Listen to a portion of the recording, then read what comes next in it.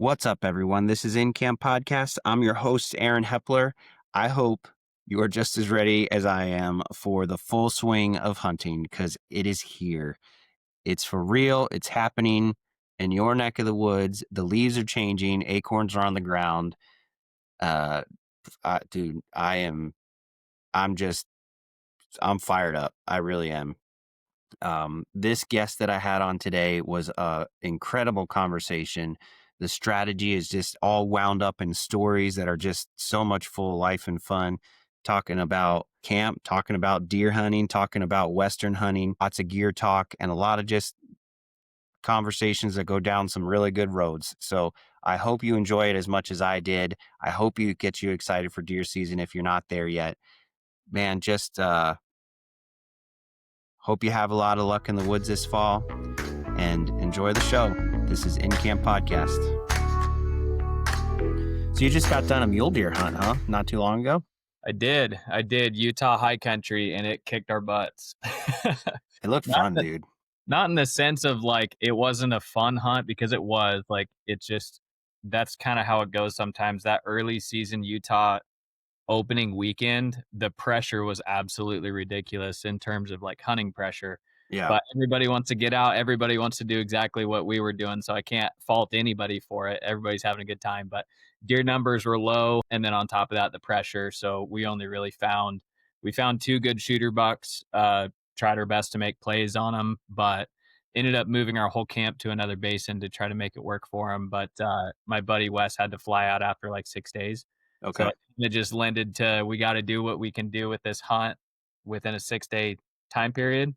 Yeah. That one, I feel like you're going to do a lot better if you can do summer scouting. Like if you can get up there in the summer and really try to figure out a pattern on the bucks and then capitalize opening day. Like Okay.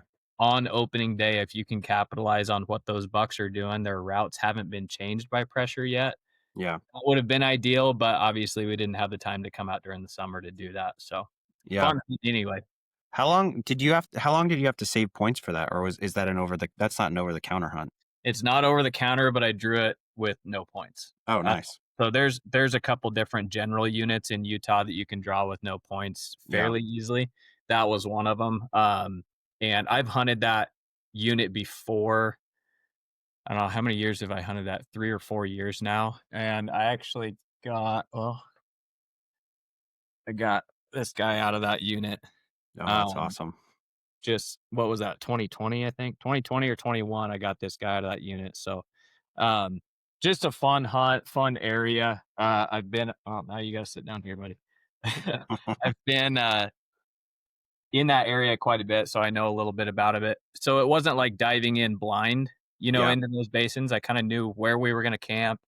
I'd hiked up and stashed water back in June. My wife helped me bring water up to camp. So it's like, because there is no water in that high country at all. Like, if you want to get water, you have to drop off like a mile and a half, and it's like steep country. Yeah, and, that's an all-day hike. Yeah, so once you kind of do that, you start cutting into like your calorie stores for what you have for that day in terms of what you're willing to, go gather water for, come back up to camp, resupply, get back out on the hunt.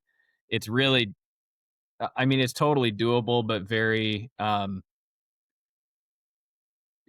with stashing water, you can definitely like have the leisure of not worrying about water. Yeah. So, we just so happened to be going out to Utah to do some hiking and see my wife's sister. She lives out there, back in June. So we just went and got our water and brought it up there. And then once we were done with the hunt, we were pretty much out of water, and I just pack everything back up and hike it off the mountain with me. So it's a great way to get it up there and do it, if you're planning on staying for more than 4 or 5 days. Yeah.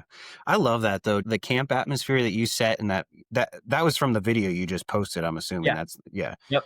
That video was great. I loved it. Thank you. The camp atmosphere of that is one of my favorite things about traveling hunts. I'm not gonna lie, I haven't traveled a whole lot. Like I did some hunting. I killed an elk in Colorado a couple years ago. And I've done some traveling to like Ohio and things like that. I'm from Pennsylvania, so Oh, okay. Sweet. that is one of my favorite things about any kind of traveling hunting, even if you're in state, is the the camp atmosphere, and you did a good job of setting that there, man. Thank you, I appreciate it. That's one of my favorite hunts as well, or my favorite aspects of the hunt as well. Like say my the hunt that or my buddy that I went on that hunt with, Wes. So he lives in Alabama, and I grew up. My first person who I ever knew used a bow to hunt deer was Wes. Like Hmm. I didn't when I started out bow hunting, I didn't know anybody who hunted. My dad didn't hunt. Nobody in my family hunted. I got a spark to watch some videos and read some content out of magazines and stuff like that. More or less like Realtree, Monster Bucks, Drury Outdoors, Realtree road trips. That all kind of started my passion for things, as Hmm. well as like the old Stony Wolf Productions, like some of that October Whitetail stuff. All along those, I just was obsessed with that stuff. So, but when I started bow hunting, I didn't know anybody else who bow hunted, and Wes went to my church. By the time I was about 15 years old, it was like, "You bow hunt? You bow hunt?" And it was like, "We bow hunt together," you know? And Wes was older than I am, so Wes is about 39 now, so I'm 32, so it's kind of a little bit of a gap there, especially when you're, like, high school age and middle school, Yeah, you know? yeah. But it was like we both bow hunted, and we didn't know anybody else who bow hunted. So early on, he and I went and did a bunch of hunts together in terms of like local whitetail hunts. And then the older we got, we started branching out into doing some Western hunts and getting on the trips. And now it's like it is mandatory every single year. He lives in Alabama. He's got, he's got a dental practice down there. He's got a whole family, and everybody's doing good. I now reside in Iowa, so I was originally born and raised in Nebraska, and now Okay. I've been got married in May. My wife and I moved to Iowa, so we're like, long ways apart, but it is mandatory every single year that Wes and I get together and do a hunt. And typically we try to make it one of the bigger like Western hunts. If he's got like a long weekend, he can hop out and do some whitetail stuff with me, or I go down to Alabama and hunt hogs with him. So we're always trying to make something work, but that is one of my best hunting buddies who is in that video. So camp life, camp aspect, like when we go up to mule deer camp, it is like number one priority. We got to get camp established and just like hammocks out, like where are we going to be sitting, where are we going to Mhm. be food, like I love that aspect of it as well. Like you'd mentioned, it's just such a, even outside of the hunting stuff, it's like if you didn't have a bow or a tag in your pocket, that country would be just, I mean, my wife and I went up there in June just hiking it, Yeah, it's it's a ton of fun. yeah. What elevation are you hunting there? So that is right at 10,000 and just below. Okay, So, depending on where you're at in the basin, right? But you can fluctuate. Our camp was right around 10,000, but the basin peaks at about 11,1. okay. But it's a pretty steep, like Yeah. a joker steep, and we're not even like we're not at the low part of the basin either. We're kind of camping, I'd say midway in the basin in terms of height. We don't want to be too low, your thermals in the mornings and stuff like that, or in the evenings when they're rising and whatnot. Right. You kind of want to situate your camp so you're not blowing out the basin, just by existing there. Yeah. So we're camping on the off side of the basin, kind of midway on the elevation, and just giving ourselves the best position to be in for the Mhm. morning blast, as well as being able to make a move if we got a stalk or get somebody into the basin for an ambush sit, that type of stuff. So, Yeah, it was really cool. I, I had a hard time. I think I trained well when I hunted when I hunted elk, we were hunting at between 10 and 12, mhm, and it wasn't really steep where I was, to be just completely high. honest, just high. Yeah. And being from the East Coast, the altitude was wild. Like Yeah. the first couple days, I was like, "Whew, this is," we're like rolling around in our tent, and I'm like, "Man, Yeah. I'm sucking eggs here." Yeah. But after a couple days, it's not too bad. But Yeah. You it, get kind of acclimated to it a little bit, yeah, it's definitely a different feeling. for sure. But I mean, we've already this is going to be a good one, man. We're already 10 minutes into this, and I was gonna kind of do an intro, but I'll probably just record it hindsight. Yeah. But for those of you who missed the intro or weren't paying attention, uh, I'd love for you to welcome the founder of Whitetail Fit. He's into hunting, he's into fitness, he's into faith, and most recently noodling. Oh, yeah. Mr. Joel Burham.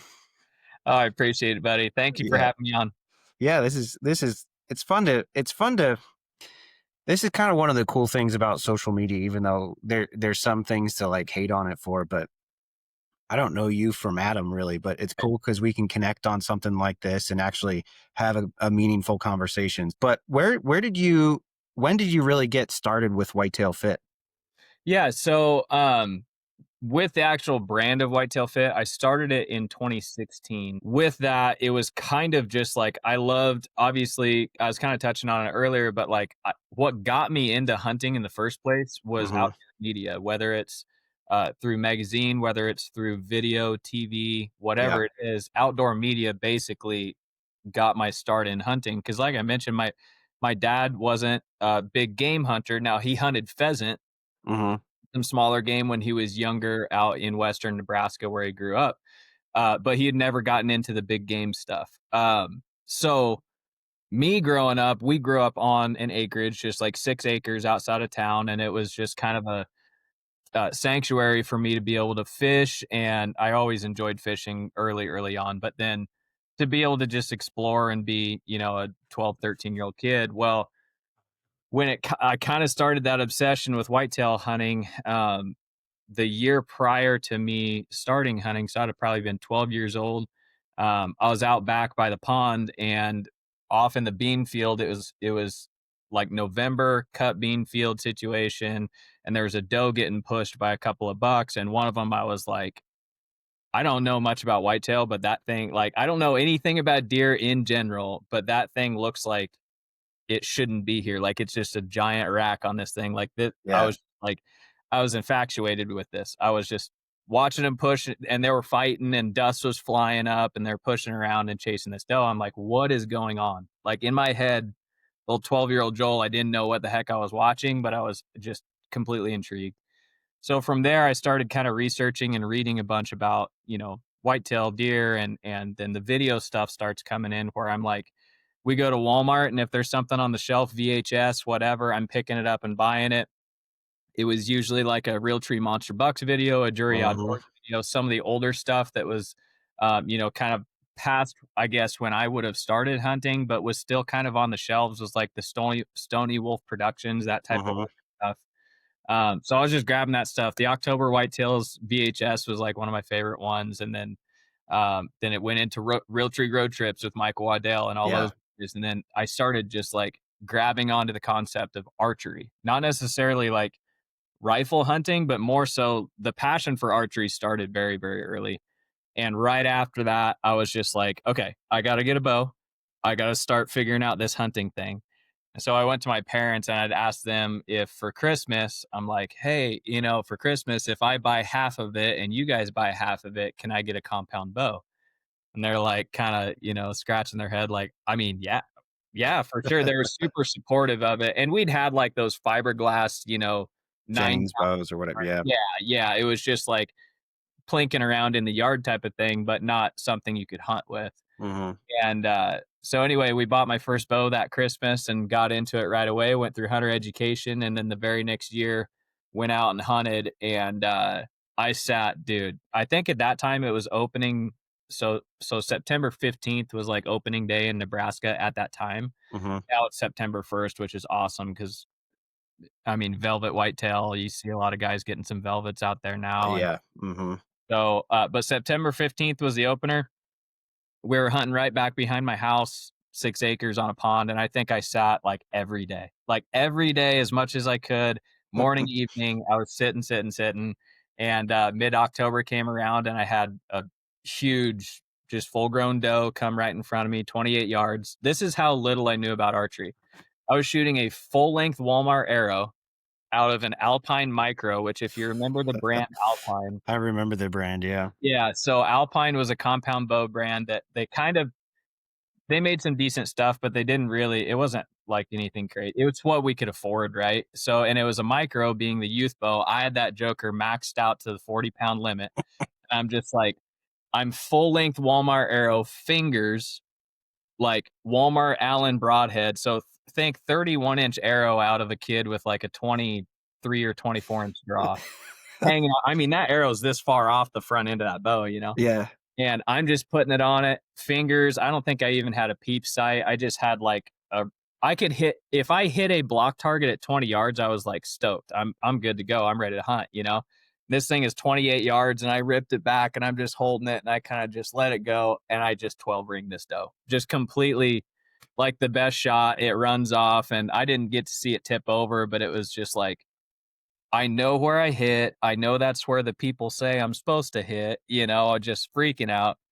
And so we went and recovered her. And ever since then, I was just completely hooked. Like you couldn't pull me off. I have a box down here in the basement. It's hilarious of all of my old hunting VHSs and my old Mhm. DVDs. And I saved my old DVD player so that like at any time I can just put it in and, you know, watch them or whatever. But I have like totes full of these old DVDs Yeah. and cassettes, and I will not get rid of them. I'm like, one day I'm gonna have a hunting camp somewhere. We're gonna have a family hunting cabin somewhere, and that's Yeah.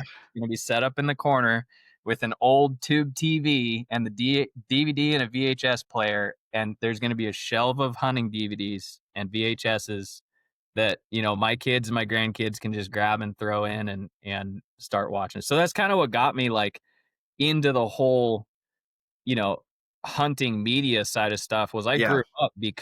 I grew up in the hunting industry because of hunting media, Yeah. and those guys, and now I'm full circle like crazy.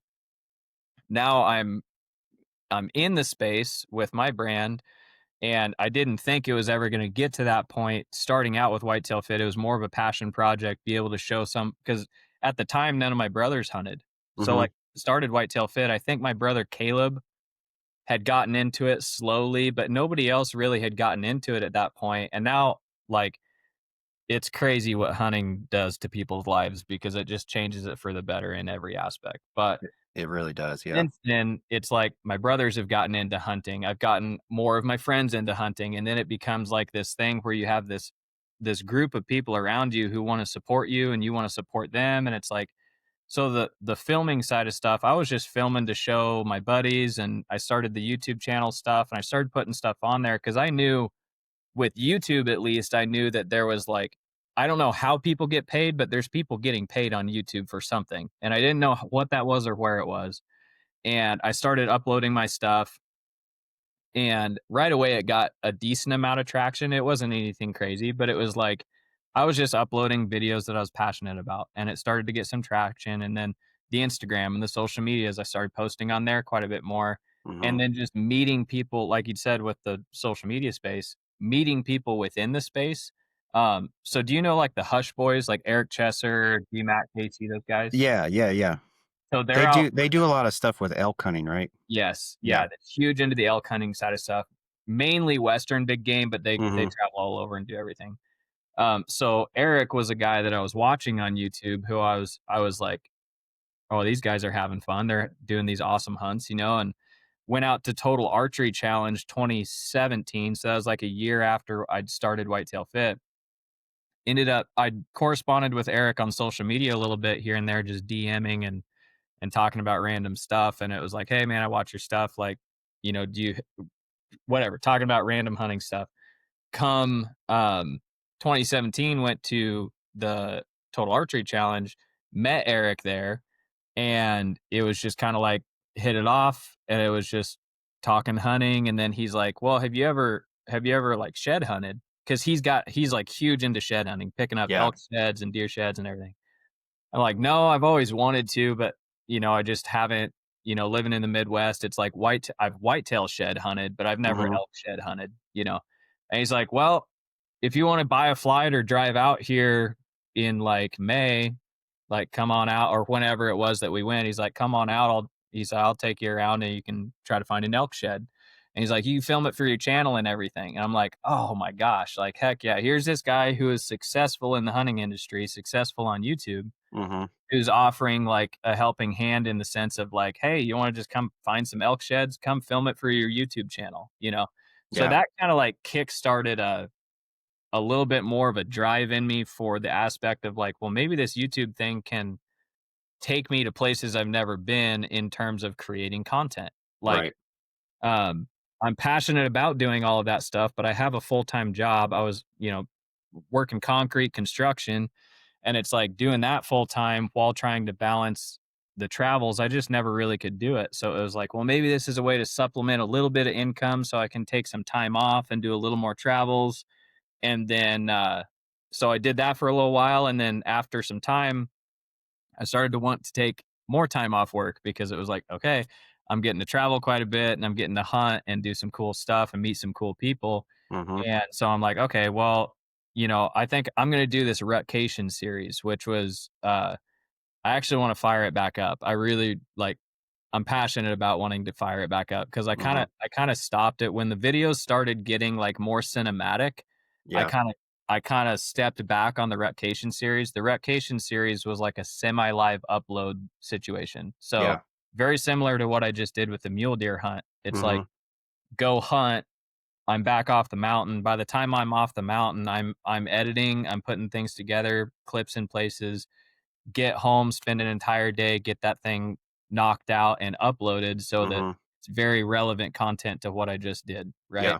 Yeah. That was the whole basis behind the Rutcation series. I would tour for 2 weeks throughout the Midwest and I would hunt, edit, upload every single day. So I'd produce a video a day for 2 weeks straight. And it was like a ton of fun, a crazy amount of work, like, Yeah. I'll crazy say. amount of work, insane. I didn't have anybody filming for me, it was all self-filmed videos, um, and it was all just my what I knew of. I think the first Rutcation series I might have done on, like, iMovie. I don't think I Mhm. even had Final Cut Pro at that time, and then once I started diving into Final Cut Pro, then I started getting a little better, a little faster at things, and then it just like snowballed from there. I created such a like large passion around the filming side of stuff that it was just like, this is all I want to do. Yeah. I don't want to do construction anymore. Like, how can I make it happen so I don't have to do construction anymore? And on it was either the first or second Rutcation series, I'd shot a deer that was like, it was an all day sit. It was 1 o'clock in the afternoon, mid November, Missouri.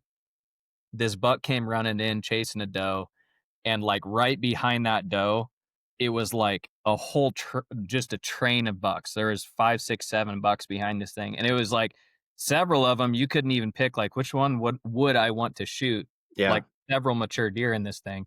That doe was just red hot, and she came running underneath the stand. It's 1 o'clock in the afternoon. I'm like, oh my gosh, like totally caught off guard. He goes circling around. I can see him out in the field. I'm glassing him. I'm like, you can hear me on the video just say like, please come back, please come back. Like sometimes they J hook, those does when they're getting ran like hard, Mhm. Mhm. sometimes they J hook back and they'll double back and either try to cut their scent with like, hey, come back on my scent. And then it's like maybe the bucks get a little confused and she gets a breath to kind of chill and, Right. not, take a load off a little bit. And I'm like, Right. double back. And sure enough, they did. They came right back around, right on the exact same ridge line. And this time I was ready. Go full draw on that buck. My stand is positioned like right at the base of the ridge. It's a hard, sharp ridge, like a 10-foot drop off a ridge, and my stand's in the tree right there. And this buck, the doe runs across the top and like button hooks down, and this buck clears the ridge. Like he jumps off this 10-foot ridge and just dead stops at the bottom of my stand, and he's just, like, standing there, like, huffing and puffing. He's, like, 2 yards. I'm full draw straight down on this deer like this, and in my head, I'm like, "You if to make this shot, you have to hit his heart, like, you can't, because I mean, Right. when your margin at that steep of an angle is very, very Yeah, thin. you're one long or done there too. Yeah. Yep. So I'm full draw like this, and I'm shooting a multi-pin setup, and I was like, I've shot enough 3D archery to know that, if you're 3 yards away from a target, you want to use like your 50 or 60 yard pin to hit Mhm. exactly where you want. So he's right there at the base of my tree. I'm aiming straight down on me. I twisted up, took my 50-yard pin and put it right where I thought the exit of his heart would be, let the shot go, and it blew clean through him. He bounced back up on the ridge like 20 yards, and he stood there and wobbled and tipped over on camera. And it was just like, what just happened? Like everything just exploded in my head. He was like a mid 150s 10 point, just an old 8-year-old deer. I mean, just Mhm. like old deer. That's He cool. was he was basically digressed, you know? So there it was like, "Oh my gosh, this just" again, one of those moments, kinda like the doe early on, it just lit a fire. That was my first, like I'd shot several plenty of bucks prior to that, but that was my first, like, big buck, like, Mhm. big mature deer, and it just was like, "Oh my gosh, this just happened." I got video of it, you know, went and walked over to the deer, and there's a 2-inch broadheads just sticking clean through his heart, and I'm just like, everything that I thought needed to happen, like, I put it together and I made it happen, and it was just in my head, it was like this just coming together of, like, "This is what you need to be doing. You enjoy this way too much. This is your absolute passion," you know? So then I just, again, started looking at ways, it's like, "How can I do this? How can I work in this industry?" And, that video out of the Ratcation series, that one kinda went, I guess you could say, viral-ish. It Mhm. has 250 or 280,000 views or something on YouTube, but that happened pretty quick. So there was like another like kind of big rush to the channel, and man, it just stemmed, every little step along the way was just like compounding this, like, you want to do this. You're somewhat good at whitetail hunting in the sense of like I'm willing to stick it out through hard times because I enjoy it that much, you know? Right. And like, I don't want to say I'm like a self-proclaimed like good whitetail hunter. I'm just saying like I had a huge passion for it. And so continuing to stack those things, and then I'd start reaching out to some of the like gear that I use. So like Hoyt, and I'd shot Hoyt for over a decade. Realtree camouflage. I start reaching out to some of these people, and some of them had started reaching out to me as well. And then you start forming relationships by going to like ATA, the Archery Trade Association shows, and talking to people there. And then it's like, oh my gosh, Realtree's going to support me with this. They're going to send me some camouflage. It's like, I Yeah. love you guys anyway. I grew up watching Bill Jordan and David Blanton, you know? So it's like all of that kind of coming together is just like what formed the story of Whitetail Fit. And now Mhm. I quit construction 5 years ago, and I've been doing it full time and just been pedal down. Yeah. So sorry, It's that was awesome. a good response, but No, no, you could see the smile on my face hearing all the stories, mm, but honestly, one of the questions I was gonna ask you is, to me, you're a relatable person. You know, you have a YouTube following, you have a you've been blessed with a substantial following. thank you. I But appreciate it. yeah, and what I think is that you stay relatable, and you're sharing information that you want to help to educate people because you are passionate about it. So what I think is really cool about this story is I grew up a little bit different because my family all hunted and things like that. You kind of had a way that you carved on your own because you had self-interest in archery. Right. That's awesome. Learning a lot about deer hunting because of the videos that were available. Well, I was a huge Monster Bucks fan. Like every year I got Monster Bucks volume 1 and 2 for Christmas, you know. The first one I watched was uh it wasn't Monster Bucks, it was like Monster Bucks of North America or something like that. Sure. That was way, way, way back. But the next one I had gotten after that was like volume 8, where they did like an archery challenge, and they're Oh, Michael and Jeff David. Fox. Yeah, well, they did that, but the very first one of the first ones they did, Michael and David are like playing pranks on Bill, and they're practicing beforehand. And then they started doing them with Jeff Foxworthy and T-Bone and stuff. Those are some of my favorite memories, is just watching those DVDs with my buddies. And just Yeah. like you, I still have a box. I think I gave a couple away to some kids and stuff like that, but I still have, a handful of my favorites. And um, those are really good memories. And it is kind of something that makes you so relatable because those are things that you still love. The other thing that I thought was cool is you were wearing, in your latest video, you're wearing like an original Advantage camo t-shirt, Oh, cotton yeah. t-shirt. I was Oh, like, yeah. oh yeah, look at that. Hey, we're up in the high country of Utah, and I'm wearing like 100% cotton Realtree Advantage Classic, dude. I Like, love that. it's I what I had grew that. up with, you know? Yeah. Do you remember the old hoodies they used to put out with like the velvet on the inside?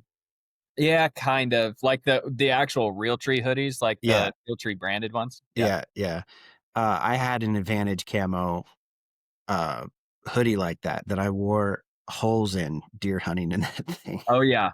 Dude, I had a when I first started hunting, I had a I wanna say it was a Realtree hardwoods or the one right before the hardwoods. I can't remember the pattern just prior to that, but, I had, like, a full jumpsuit, like, a full onesie, like, Mhm. looked like an oil mechanic, like, jumpsuit, like, Yeah. bottom. Yeah. It had, like, very, very little insulation, but I wore it for everything because it was the only camo outer layer that I even had. I had 1 jumpsuit and Mhm. that was it. I had, like, some gloves that I'd wear, and I had, like, a stocking cap and stuff, but my only camo was that jumpsuit for, like, 2 or 3 years, dude. Mhm. Like, Mhm. and I'm talking late season, early season, the whole season, I was wearing that jumpsuit, so 80 degrees September 20th, I'm out there in an insulated full zip jumpsuit, like, hunting. I knew nothing better, like, I didn't know what I was doing, Yeah. and yeah, come full circle, there is some incredibly, technical gear now, and one thing that I love, love, love about Realtree is that they have always, like, in my opinion, when it comes down to the camo pattern itself, as far as effectiveness is concerned, Realtree's the best, bar none, and, like, I hard to convince me otherwise. Like, they have a pattern for every single scenario that is going to work. Like, period. If you're up in the mountains, maybe a Realtree Escape would be the perfect pattern. Their new Realtree APX is a phenomenal pattern for whitetail hunting. Realtree Original, if you're hopping up in a hardwood tree, like Realtree Mhm. Original is unbeaten. It's like the goat. And the nice thing is now Realtree is starting to print on some pretty technical garments. You've got like Element Outdoors are starting to print the Realtree APX stuff. King's Camo was printing the Realtree Edge for like a couple of years. I started working with it Mhm. pretty early on when they started doing that.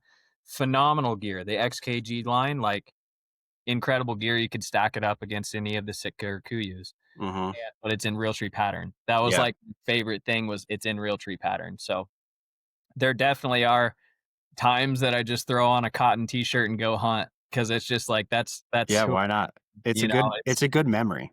yeah, 100%. And it's kind of just who I am. It's like I almost would rather, wear what I'm comfortable wearing than some of the technical stuff. Like I get it. Technical gear is technical gear, but like some of it's a little blown out of proportion in the sense like I took my wife over to Shields the other day and we were looking at just solid pattern stuff to get because she's going to be coming on my elk hunt Mhm. for the first 3 days. And I'm like, we need to get you some merino wool, like merino wool base layers, because there is absolutely technical aspects to gear. But I'm Yeah. like, dude, merino wool base layer top for $200. And Yeah, I'm like, it's what are wild. we talking about here? Like, I understand technical gear, but like the price range behind it, again, that's why I've always appreciated Realtree because you're going to be able to find something that works in a good price range. And it Yeah. just like, I mean, if you want to go the full blown technical route, you absolutely can. You kind of have to be ready to spend a little bit of money to do so. Yeah, I mean, yes and no. I mean, uh, I have a lot of just like Amazon basics merino layers. I'm not gonna Yeah, lie, yeah, exactly. because Or they go were outside of the box and buy like an off brand something. yeah. Or I have a military surplus store close to me. I go there because they have merino wool stuff that works great, and I spend $30 on a shirt. And Perfect. it's not that I don't want technical stuff. Like it's cool or whatever, but it's just I don't know. It again. That's one of the things that's people people kind of say like, "Oh, well, Realtree's not really relatable. Those guys, they hunt all private land, blah blah." Dude, they're like some of the most relatable people. They started making videos of deer hunting in like the 80s. They were like the first ones. Yeah. Yeah, and do you think people back then watched videos of deer hunting? Not very often. You know what I Oh, mean? Like, and they've grown a business to what it is now. And I think they're good people. I've met. oh yeah. I haven't really like I haven't had a conversation with many of them. David Blanton was at the Great American Outdoor Show out here like 2 years ago, and I talked to him for a little while. But I've met Michael once, just like in passing, like shook his hand or whatever, but nothing. But they're really good people, man, and um, I think they get crapped on a little bit because they sell their stuff in Walmart. But Yeah. yeah, Well, the thing is too, it's like people also need to understand that, like, yes, Realtree sells their own products and their own gear on their online store as well as through Walmart and stuff. Yeah. They're relating to the everyday person who can only afford Mhm. what's on a Walmart shelf, right? The everyday person, like, most people can't afford a $550 midweight jacket. That's not even gonna get you through late season. You know what Right. I mean? So Yep. so there's some gear again, like the technical side of stuff. I love technical gear. Don't get me wrong. I am a complete gear junkie, but when it Mhm. comes to actually spending your dollars on stuff, it's kind of tough in that category. And I love seeing companies like Element Outdoors come out and put Realtree camo on a high quality garment Mhm. for a mid-tier price that, like, it's definitely more than Walmart, but it's like most people can probably start justifying affording an Adapt series from Element Outdoors. But the other thing is just like people see Realtree and they just think, well, okay, Realtree in the grand scheme of like the camo manufacturers, Realtree is like they are the pattern. They're not the garment. They're Right. the pattern. They're a licensing company. So Right. the Realtree pattern is getting licensed out to Element Outdoors, who's putting Mhm. that pattern on a technical piece of gear. They Mhm. can also license out to a 100% cotton t-shirt that gets sold in Walmart. So Right. it when it comes down to the actual technical aspect of the gear, pattern aside, Realtree is just the licensing pattern. It's my Right. favorite pattern of all time. It's just Yep. who they're licensing on, right? Mhm. Mhm. So, and like I say, I love the fact that people like Element Outdoors are taking that, like, initiative to put an APX on a technical garment because, again, in my opinion, effectiveness wise, you cannot beat Realtree in terms of pattern. Yeah. Like, when you're in a tree, if you see a side by side picture of a person in whatever camouflage you want to put them in, Mhm. and you put them in Realtree APX or Realtree Legacy or Timber or Advantage Classic, whatever it is, in a Yeah. whitetail scenario, your Realtree's beating out every single camo on the face of the planet. And Yeah, I agree. Yeah. that's just my opinion, I guess. I'm pretty biased to the Realtree side, but it's like, my gosh, dude, you just absolutely disappear in their patterns. Yeah. Like, they're so effective. Yeah, I mean, I'm not like a fanboy, even though somebody tried to tell me once that I was. And then I was like, "Do you see my entire outfit? I'm wearing like a First Light jacket, Mixed Sitka up. hat, and I've got scent blocker, Edge 2 pants on, like Yeah, exactly. so no, Think I'm all sometimes it's fun to mix and match and see what you can come up with, like, what's the best of this category, right? So there's different categories within camouflage. There's neck gaiters, there's hats, there's gloves, there's Mhm. you know, one person's gonna make a better glove than the other person, I guarantee it. Yeah. So it's like you kinda my buddy Wes is like that. Like when he comes on a hunting trip, it's hilarious because he's got like he's Kuiu pants, he's got, Yeah. a Sitka top, he's got a Realtree hat on, he's got gloves from who knows where. He's just got everything mix and match. Yeah, I'm pretty much that way. It's like whatever piece is the piece that keeps me comfortable. I like the camo matters to me, but the comfort of the piece is the most important part. Yeah. Let me see what I have written down here and get past all the stuff that I all the stuff that I missed. Sorry, I talk a lot. Once I get on a roll, I Hey, probably your questions out. it's kind of nice, man. When the flow works out, it's nice. And like I said, you saw the smile on my face hearing your story about shooting a doe in Nebraska. I've actually wanted to come out to Nebraska for years now. And Tony Peterson, actually, you know who Tony Peterson is? He's a writer for Meat Eater. I was gonna say, is he outdoor rider? Yeah. Okay. So he helped me like plan a whole route to Nebraska, and I was gonna go like a route to check out all these different public pieces, just get out of the car, and then I was going to end up at some place, and I never got to do it because I had to stay home for um, some family members were having some health issues, so I stayed home, and uh, I haven't gotten to do it yet because then I went elk hunting, and so I'm going to do it one day, but it kind of made me jealous with I'll just get you. and it's just a doe. You shot a doe in Nebraska. But it's such a good story because the other thing I was thinking about it was it reminds me of my first deer that I shot with a bow. My first deer was with a rifle, but the first one I shot with a bow, I was 14, and I had everything was sized right, right? I had my dad had bought me a bear, a Fred bear. I don't remember the name of the bow. It was just some kind of bear bow, aluminum bow. And I was not a very strong 12-year-old, Sure. and I could pull 30 pounds, and that was what was legal. Yep. And so it was cranked up, and I had aluminum Easton arrows, and I was shooting wasp broadheads, and I pinwheeled a doe at like 15 yards, Nice. and she ran across the field, and I don't know how I shot her through both lungs, and she went like 400 yards. And when we took my bow to get retuned in that summer, and it was like, because my string stretch had been like so Oh, much, yeah. it was like down to 25 pounds, but the arrow passed through the deer no You had problem. like So an inch and a half overdraw. yeah. So yeah, probably, but I shot it out of I was definitely wearing real tree camo, and I shot it out of a loggy bayou climbing tree stand. Yep. Heck yeah. But it reminds me of that, like the story you told is the same. It's one of those same things that really like hooked me into hunting. I mean, we grew up hunting and fishing and doing all kinds of stuff, but that was one thing, man, that I'll just never forget that. And it's Mhm. cool to hear the stories about how people got hooked into these. This is one of the things that I love to talk about on this podcast is how people got hooked into what what fuels your passion around hunting. But let's talk deer a little bit. If you had a label, if one of your closest hunting buddies said Joel is a this kind of hunter, like scrape hunter, he hunts rub lines, do you Mm. have a label? Um,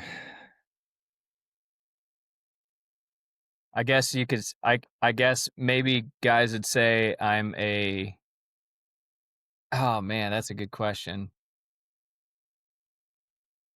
It it all depends on the property that I'm hunting and the area Uh-huh. that I'm hunting, but I would say overall, I'm a rut hunter, and I feel like I know how to capitalize on the rut pretty well. Okay.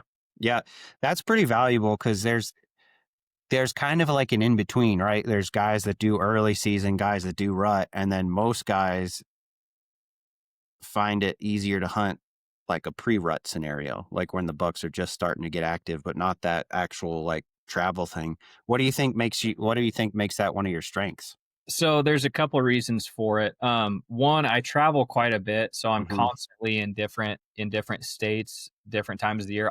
I will literally leave and drive 10, 12 hours to chase a cold front if it means that that day is going to be better. Yeah. So that means driving throughout the night, like whatever it might be. I will leave a state, drive to another state that I have a tag in to capitalize on a 2 day cold front. So with the rut, that lends a hand very well in terms of if I'm not in an area that's popping, I need to get to an area that's popping. And pretty much throughout the country, the rut, other than down south, when you start getting down south and the rut starts changing, but in the Yeah. Midwest, your rut time frames are very similar, um, I guess calendar wise.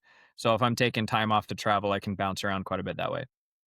But when you're hunting the different terrain across the country, I'm able to kind of look at things from a bird's eye view and just try to put myself in a position where how is a deer going to use this terrain during the rut to his advantage to find those. Hmm.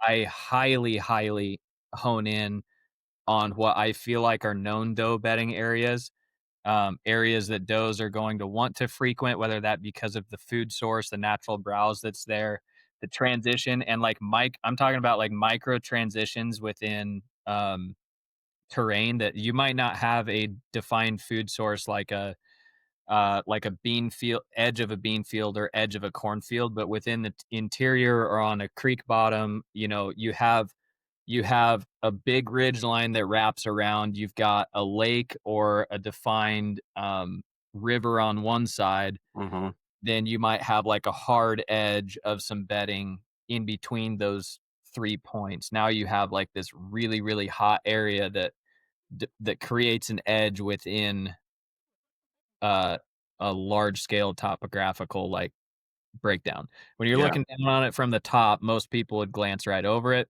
Right. I'm looking right down on top and I'm going to say, that's where the does are bedding. That's where they're probably going to be coming from. They're going to take this route. The buck is going to want to be downwind of that doe bedding area. This is my best tree to be in position within a 50-yard shot. I'm going to hang right there. I'm going to hunt it on this wind where that buck feels like he has. Dude, I've killed so many bucks where they come into an area, whether it be a rut corridor transition, whatever it is, they come into an area and they think they have the wind in their favor, but I'm like 10 yards off that wind. And Mhm. I kill them that way because they come in looking for a doe. They want that wind in their favor from the bedding area. Or if you're rattling or calling, they're going to come in very similar. They want to come in downwind of that. Like that they're not most mature deer, if you're rattling a mature deer in, you're not going to have them just hook in with a bad wind. They're going to try to figure it out, right? Sure. You have to position yourself in a way that you almost give him a bad wind. You almost give him a bad wind. Mhm. When he comes in, the topography lays out so that he can't get downwind of you. Right. Whether that's a creek bank that's a sheer creek bank that's 6 foot up, and I'm on the Mhm. top of that joker, he's going to Mhm. come down through the creek bank. He thinks he's got the wind, but I'm right above him. Yep. So capitalizing on how deer use terrain during the rut when they're trying to find does, that's a lot of what I hone in on. And another reason is I'm not like very seldom do I go to an area and I'm like, I'm looking for this buck. Right. I go to an area and I'm like, I'm looking for a mature buck. Don't care what's on his head. I'm Mhm. for a mature animal. Yeah. By doing that, the rut lends itself great. Like if you hunt the rut and you're just looking to kill a mature deer, regardless of what's on its head, Mhm. you can kill a lot of deer in a lot of different states if you hunt it properly. Because you're not pigeonholed to one deer. You're Yeah. you're excited to kill any deer that's got age on him. So, Right. um, so I Well, guess because then at that point, you're kind of just learning. Well, you're not learning. You're understanding how a deer of this age class works versus just the rack. Because oh yeah. there's plenty of states you're going to go where, I mean, Pennsylvania is a good example where, we have a 3 or 4 year old deer that's a 120-inch 10 pointer, Mhm. but it's getting up there. So a perfect example this last season, I was hunting Missouri. Went to an area where it was a permission piece. Hmm. The area I'd hunted it before, I'd killed on it before in the past, but I was in a whole new area of that piece. I'd never hunted that specific spot. So you look at that spot, and I did kind of an observation sit to start with. The first day Hmm. there, I hung a stand up on a high ridge that I knew my wind wasn't going to be taken down this draw.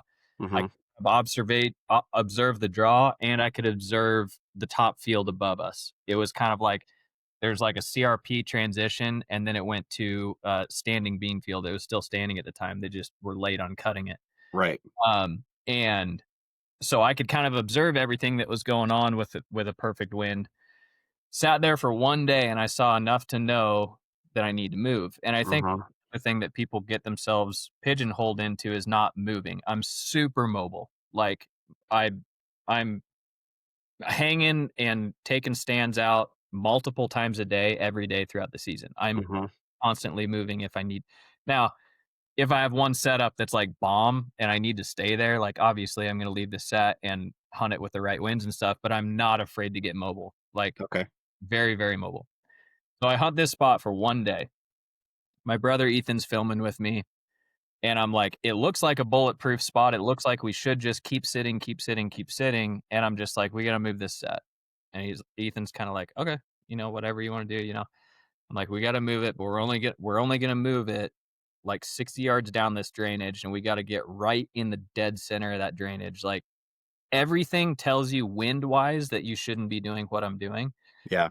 way that the creek came through that drainage, it made a big S curve, and there was one tree right on the center of that S curve, like almost on the island of that S curve where it comes Mhm. around. I'm like, we got to get in that tree because if we rattle a deer in, because we're downwind of a massive doe bedding area that's Yep. like cedar thicket, nasty vines, like it's just right where does want to hang out, and they have easy access route up to that bean field as well as the cornfield on the other side of the finger. Mhm.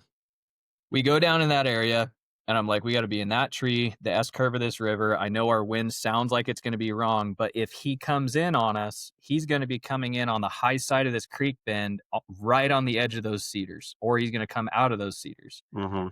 I'm like, if we're going to kill a buck out of this setup, it's going to be right here. And I pointed to this one little opening that we had cleared out, trimmed lanes on. Ethan was over there trimming some lanes and getting it ready. We sat it for like, uh, I think one full day, and then the next morning I killed a buck right in that I mean, right dead smack in that spot, and That's awesome. I rattled him in. So he came out of the doe bedding area. There's a couple does that came up in that spot. He came out of that doe bedding area just hot, ready to fight. He thought somebody was right in his bedroom. We'd snuck in there in the morning, got up quiet and hung in that set, and it just everything worked out perfect. The wind, he thought he had the wind right the way he came into that setup, and he Yep. didn't. Yep. We were just right off of that joker. And perfect example for that, I didn't have any expectation of what deer to shoot when I went in there. I just knew I wanted to shoot a mature deer. Mhm. I'd have scored 140, somewhere right in there, but he Mhm. was like freaking 9 years old. The owner of the property knew him 4 years prior. He Oh, was like wow. 8 or 9 year old deer, just super, super old deer, digressed. He was way bigger in his, prime. And it was just Mhm. like those deer that was like, this dude is like mean. He's been mean his whole life. He Yep. can barely even like stand on his own 2 feet, and he's still coming out here all bristled up, you know? Yeah, yeah. Deer that you definitely would want off of that property if you're trying to, persuade some, better genetic animals in that area. Sure. So anyway, it all just worked out to be all it took in that spot was making the conscious decision to move 60 yards. And that 60-yard move was all the difference. Yeah. Do you find so what I'm hearing is a lot of your rut strategy, there's definitely water built into it. Are you using it a lot to kind of trick your thermals? Because I've kind of experienced that where you can, if you get a nice cool, like a real cold creek, you'll get those thermals going the same direction almost all day. Are you seeing that? Yep, that same spot had that same situation happening. Yeah. When you got up in the tree and hit those thermals in the morning, Mm-hmm. it would always pull down to the creek and follow that creek down. Yeah. It wouldn't even try to go up into any of that stuff. Yeah. And what you're, Unless until he crossed the creek, mm-hmm. Yeah. I had Then, the right wind until he crossed the creek, and that was only a 15-yard gap. yeah. Yeah. And that's one of the keys about the water is like, I don't know, and maybe you can speak to this. Whenever I've done it, I've had to stay 10 yards or less from that creek bank to get that thermal effect, or you're out of it. Yeah. See that? It kinda depends on how the if you're in really hilly terrain, like the way if it's really steep stuff, you can Yeah. kinda get away sometimes with more of that, like, once it hits the bank of that steep stuff, it's gotta go somewhere up or down, and a lot of times it'll pull down if you're more so than halfway on that hill. Mm-hmm. But you're right, the closer to that creek you can get, the better. Typically, Yeah. it's pull down, but and it depends on the day. If you have some crazy hot weather coming in, like, you might end up with a rising thermal right out of the tree. Like, it Right. might even suck out, you know? Right. But if you have a cold November morning, Mm-hmm. like, and your first 3 hours of daylight, you're probably gonna pull that thermal straight down that thing. Mm-hmm. Mm-hmm. And that coincides very well, out west hunting too. Like, when you're mule deer hunting and elk hunting, thermals are everything. Yeah. Like, you have to read thermals. You cannot get away with elk hunting if you're not playing the wind right. No, especially because you smell real bad when you're out there. Oh, man, rough. Yeah.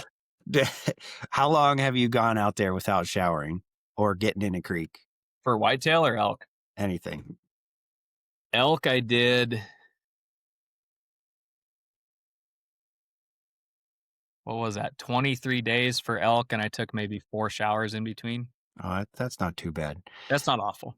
Yeah. We dude, we when I was elk hunting, we all none of the all four of us hadn't showered or gotten the creek in I will it was a 10 days total, and I think we went without showering for 8.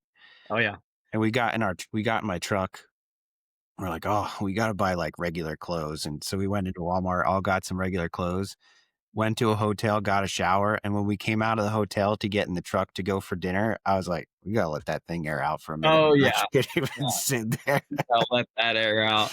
I've got probably most of the time that elk hunt was like more if I'm taking my buddy back to the airport, like I stop in at Anytime Fitness and grab a shower, you Yeah. know?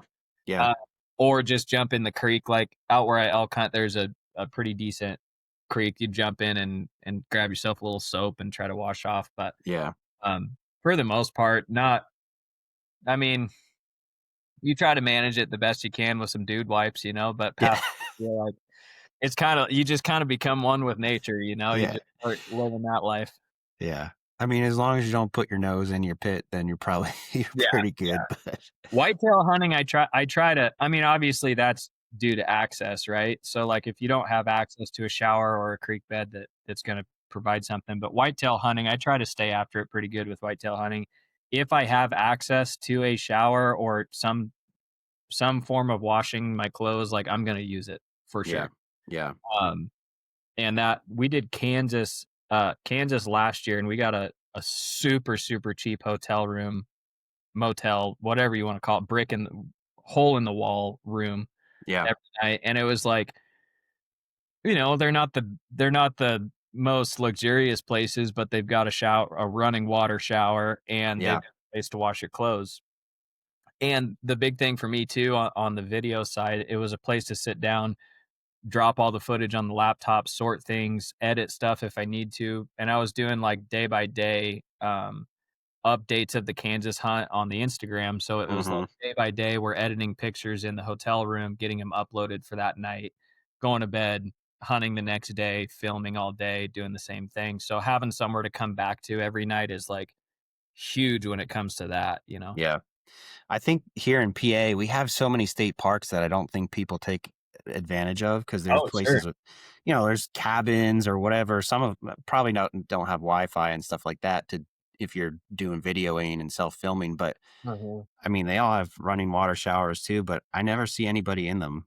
Yeah. And there's plenty of public land around those kind of places to hunt too. Some of I them aren't only open till the end of October. That's part of the issue. But I remember we were hunting Utah. Wes and I were same unit, same area, same place back in 2019, I think, hmm something like that. And we did 6 or 7 days up there, and it's super dusty early season. It's super hot early season. Like it's just nasty up there. hmm hmm And we piled off the mountain, and the first place we went, I had an Anytime Fitness membership, and I'm like, dude, we got to go to the gym, and they have showers. Like we can just go to the gym, we'll shower, we'll be good, we'll go get some food, whatever. And we walked in that gym, and I felt bad when we left the place. I was like, dude, we like just wrecked this place. Like we were just so dirty. Like we had so much dirt that it was like we were, you'd use like Anytime Fitness, like they provide you like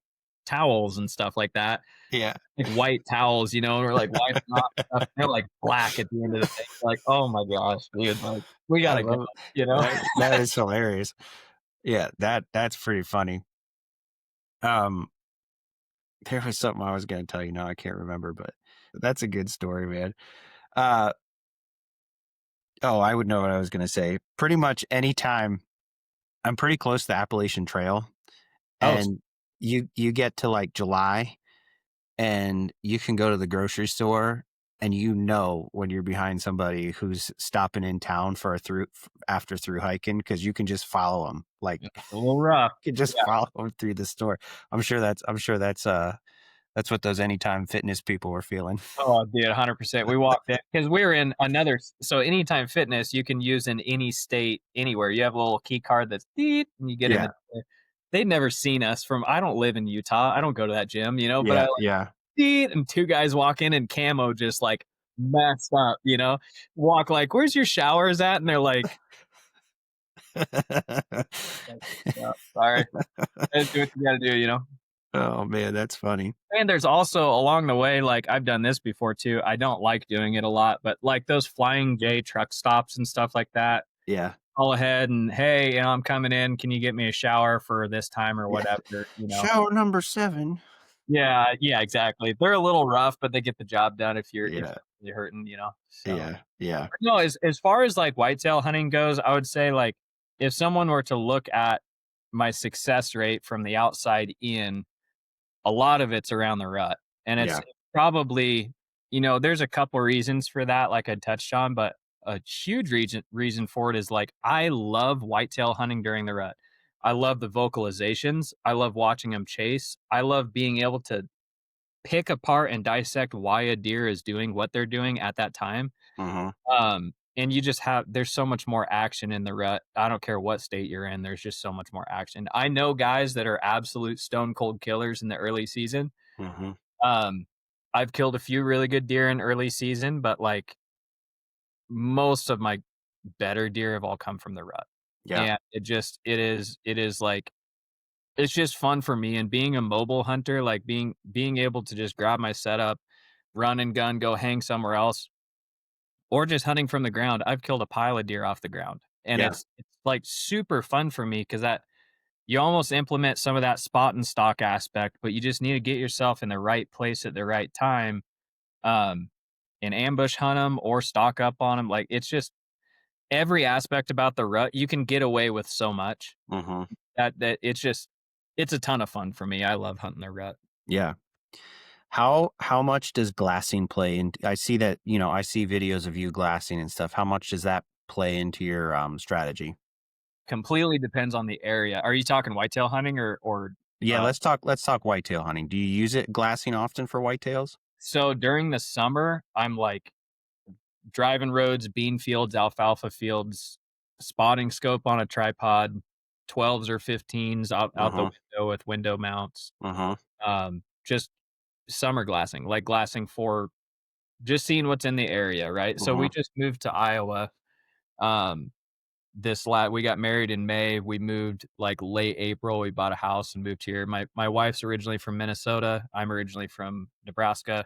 Yeah. This was great middle ground. We'd done some date nights here and stuff. We just fell in love with it. And for Yeah. me, for what I do, like Iowa Oh, is shucks, yeah, well, living in Iowa.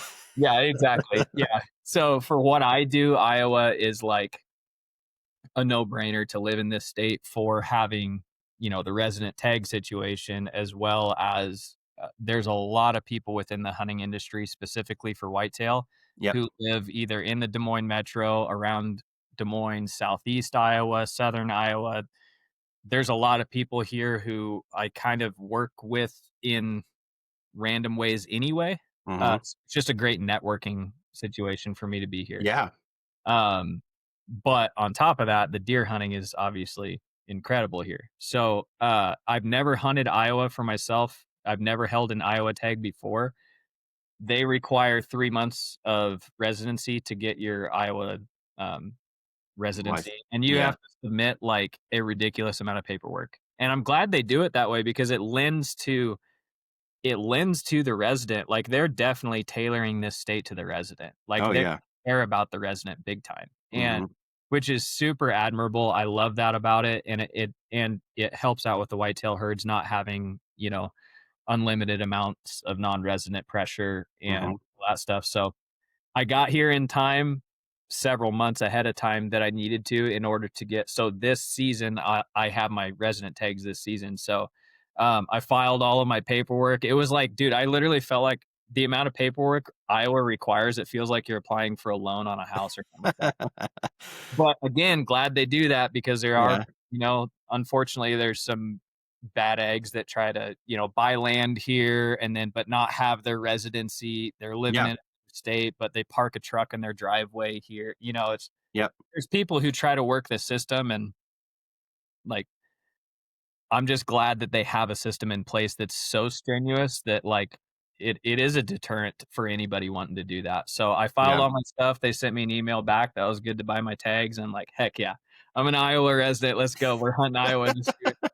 But coming back to the glassing stuff, I got on a little tangent there. Coming back to the glassing stuff, knowing that all summer long I've been glassing like crazy in Iowa because I'm like, I have no permission pieces here other than I have a couple buddies who own land here, Mhm. like pretty if I mention some names, you'd probably know them, but Mhm. they want some help with like coal bucks and stuff like Okay. that, which is totally fine. And dude, some of their coal bucks are Yeah. um, Oh, like bummer. I gotta shoot a 160 cold buck. exactly it's like, oh, this deer will you know, it's just crazy. But you know, super those guys put a crazy amount of time, effort, money, everything above into these farms. And they just need somebody that they can trust to Mhm. not shoot like an up and comer 3-year old who knows the difference between, you know, your 160 coal buck and your buck that's going to be the next superstar, right? Yeah. In that sense, like I'm super blessed to have buddies who would allow me to do that on their farms. My thing is I'm reserved with that because I only get one tag in Iowa until like late season. Yeah. And I wanna hunt the rut in Iowa. I love public land. That's what I grew up doing. That's what I still do. That's what I've done, like, this whole time. If I do Mhm. get a permission piece, like, heck yeah, awesome. I'm on permission, like, this is great, but, like, other than working with I worked with Swacker broadheads on which phenomenal broadheads, still shooting them. I worked with them on a guided hunt, down in South Texas. Past that, I've never been on a guided hunt outside of that Texas hunt.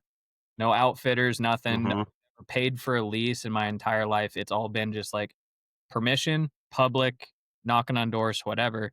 So That's that's awesome. kind of how I enjoy hunting. It's not the right way, it's not the wrong way, it's just my way, right? Sure. It's just how I enjoy hunting and how I enjoy getting out in the woods. So for me, scouting this Iowa public stuff is like pretty eye opening to how well the state has done in Mhm. terms of age class, like being able to have a higher age class animal. Yeah. Even some of the public stuff that I'm scouting, dude, I'm finding some studs and they're I mean, they're all huntable, you Yeah. know? Yeah. And so it's pretty encouraging to me to be able to come from a state like Nebraska where, you know, Nebraska is non-residents can buy 2 tags over the counter. The rifle season is in the dead of the rut. You can come Yeah. and whack and stack. And if that's your thing, like heck yeah, Nebraska's a great state for doing that. And Yeah. you'll meet and you'll have a good time and camaraderie at camp and stuff, but it just doesn't lend to an older age structure deer herd. Right.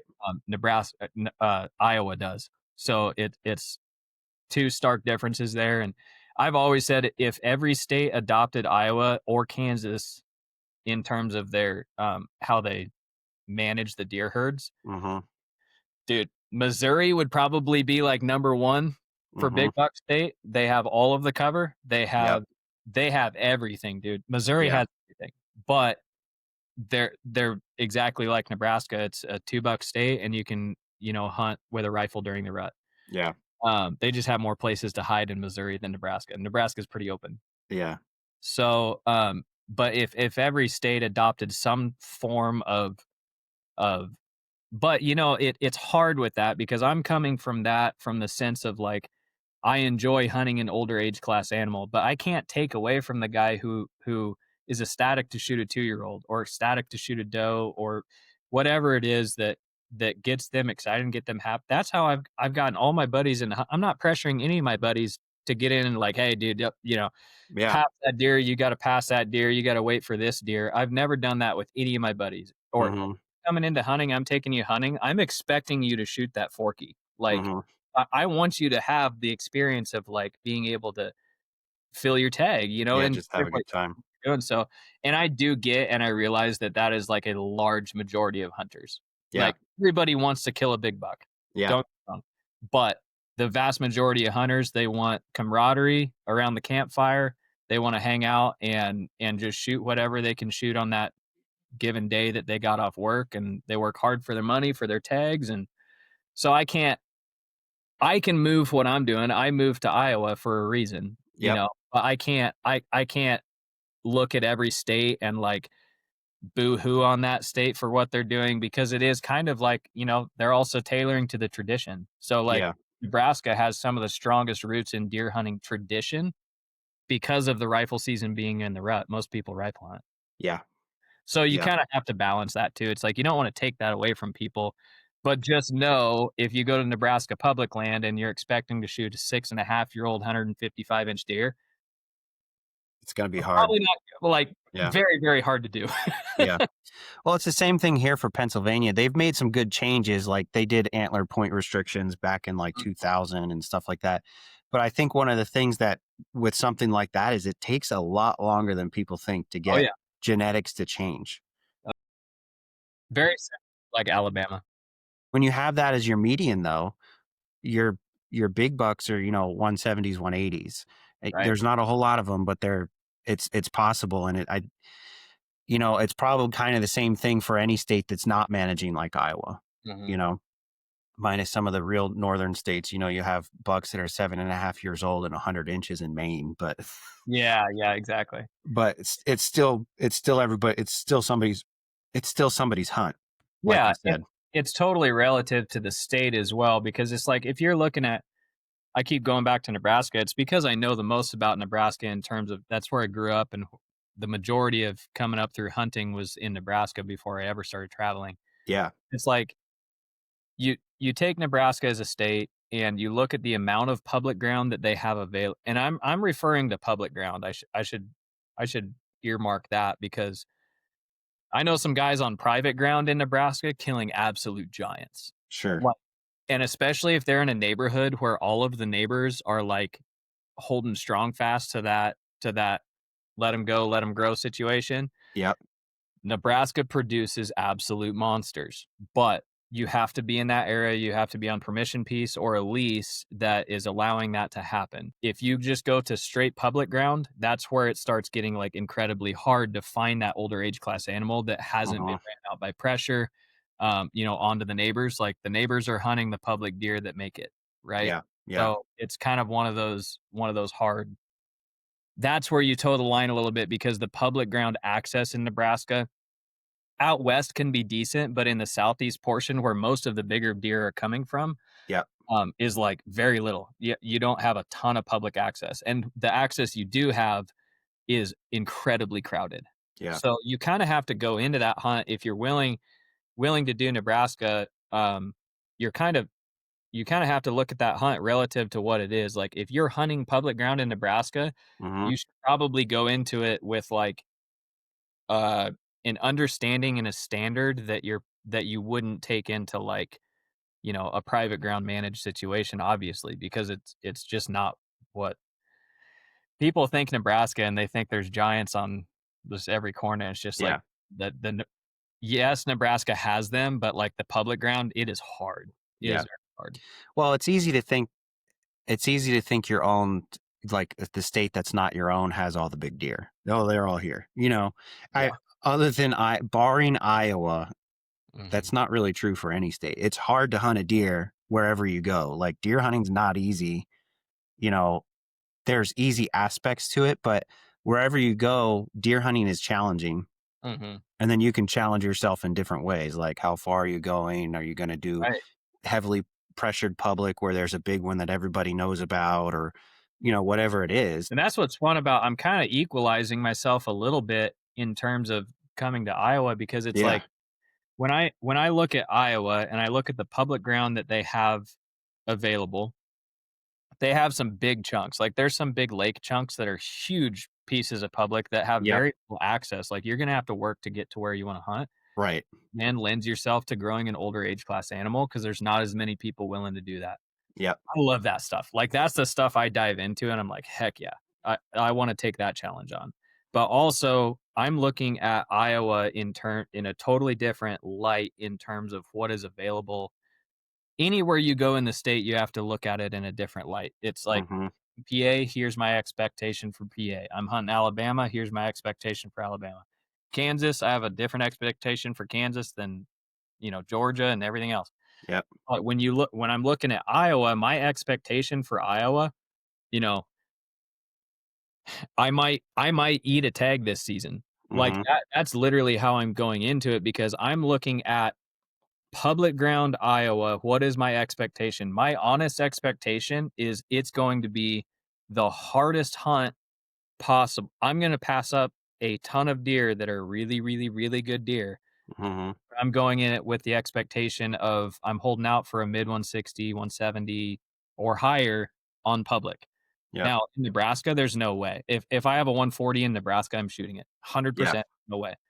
Um, but Iowa, I only get the one tag until late season. So it's like Yeah. if I want to hunt the rut in Iowa and have the best chance to kill just a random deer that might come through the property that is of substantial caliber, I'm Mhm.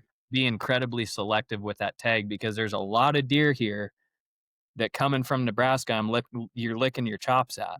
Yeah. Like, dude, I'm not even kidding you. Like when I say I drive around in glass and it's like Iowa's 140, 150 is like Nebraska's 120.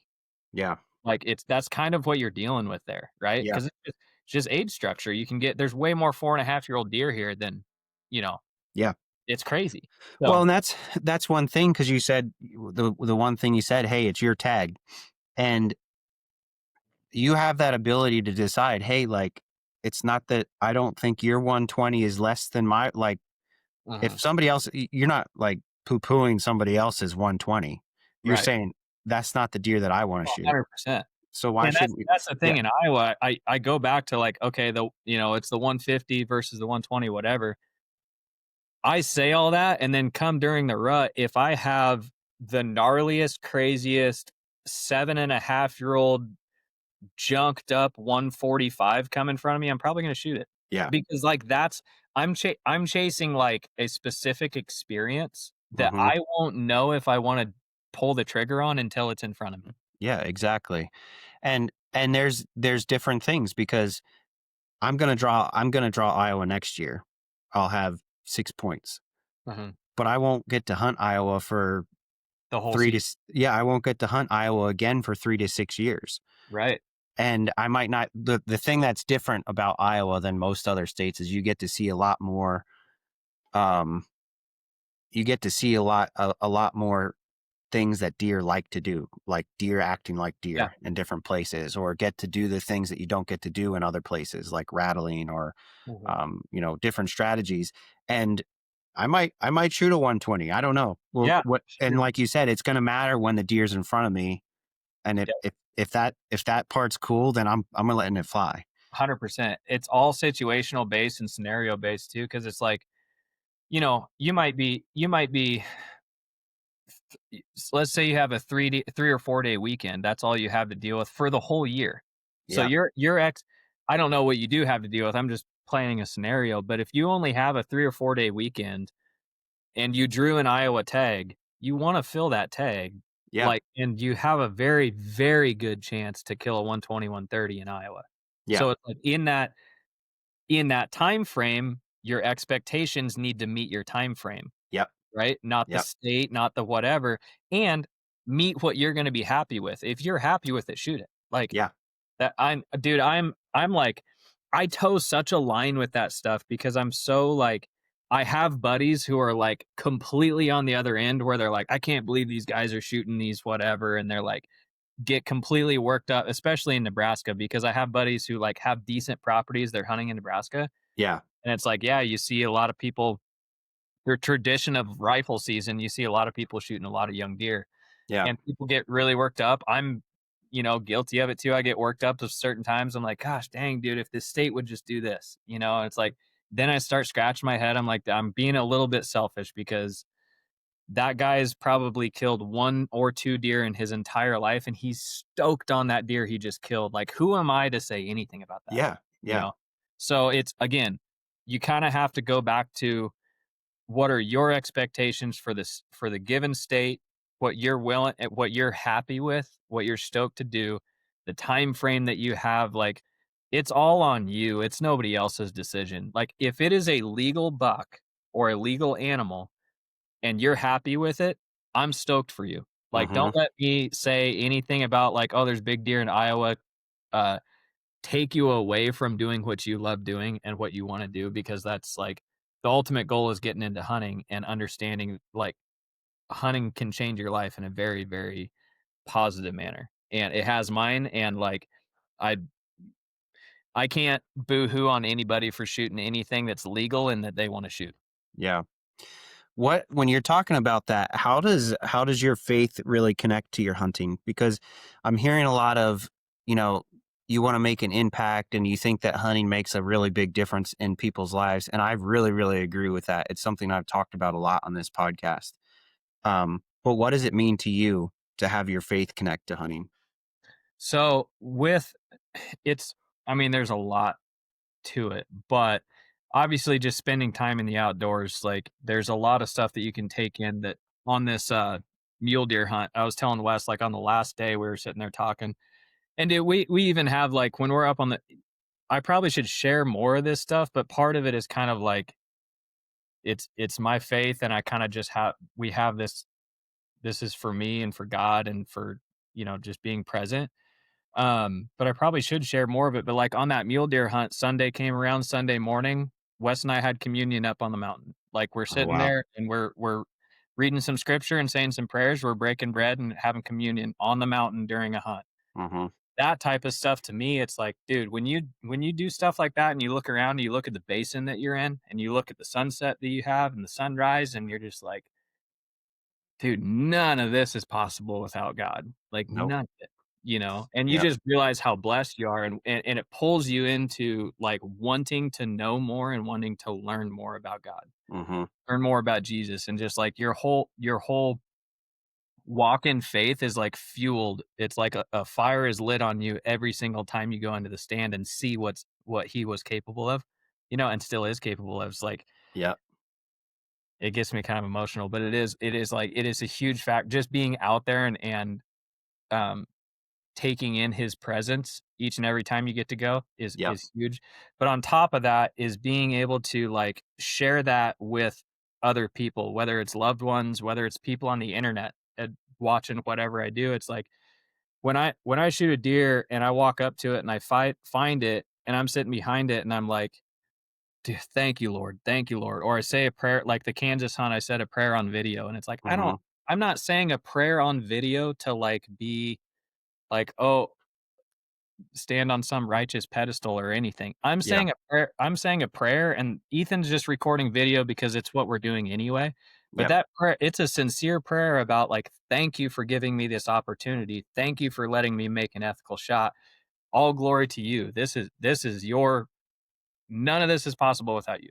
So when it all comes down to it, like being able to share that, and I've seen the response with people online, it's like when people comment and say something like thank you for giving the glory to God or thanks like God is good and commenting stuff like that, like to me it just reinforces and reassures that like bow hunting can take people out of whatever dark situation that they're in and place them right into this like little you're sitting in a room that's filled with God. Yep. God is all around you and you just sitting there and taking them all in. And before that, when you were in the truck driving there, you might have been consumed by darkness. Yep. And you don't know, you know, something is going on in your life that you can't get away from and you get in that deer stand and it's all gone. Yeah. You have nothing else to pay attention to but God's world.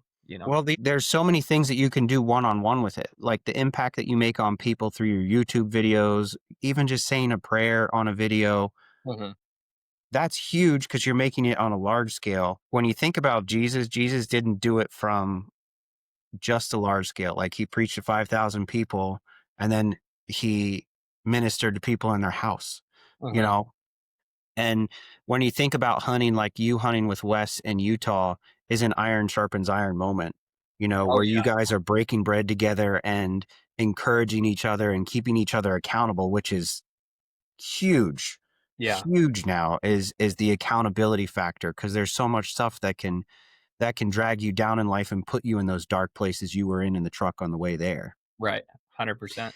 But then there's other aspects of it. So you have the iron sharpens iron aspect where you're with your buddies. And then you have the part where you can minister to somebody one on one, where Mhm. you're taking your buddy out and like, hey, shoot that fork horn. Go ahead. You know what I mean? And Yeah. and and maybe it's not your opportunity to talk. I mean, maybe it is, maybe it's not, maybe it's, you Just the know, presence. just the presence, and then that relationship that you've built over time Mhm. is something that really matters. So I think that's such a cool aspect of hunting, because I agree, because there's the, sitting in creation part, and PA just opened Sunday hunting, and people are like, "Wow, you're gonna Sunday hunt." It's the fellowship within the hunting space. It's Yeah, not even necessarily like it's just that like you were talking about with the presence of I don't wanna mention his name because I don't that's it's okay. his journey, but, really close buddy of mine who's in the industry and stuff that we just we've hunted together before. Wes and I were hunting with him, and it was like one of those things we'd say a prayer before we went out that day or whatever, and he wasn't a believer. He was a great guy, had all of his priorities in straight. He was shooting straight, good dude. Just wasn't Hmm. a believer, just didn't know God. And just the presence of Wes and I like praying about our hunts going out or talking about just whatever it is, that presence of God being there on that hunt, like 4 or 5 years down the road, he found Jesus. And with that, it was like, dude, like obviously super supportive, like reach out. Heck yeah, dude. Like this is Yeah. awesome. And his wife found Jesus, like such a cool situation. And my wife and I went to church with him. And it was like in church, he like wrapped his arm around me and he was crying and kind of like put his head on my shoulder. He's like, you have no clue the impact like that when we were doing that hunt. And it was like, dude, I just kind of wish I had something like that, like you and Wes have with your relationship with God. Like we don't really have that. And he's like pouring out to me, like, you have no idea the kind of impact you have on somebody until like it's shown to you in person. And it's like, oh, sorry, that was my phone buzzing. That's okay. Um, and it moved me like pretty heavily because I'm like, dude, that was like 4 or 5 years ago. That seed was planted a long time ago. That Hmm.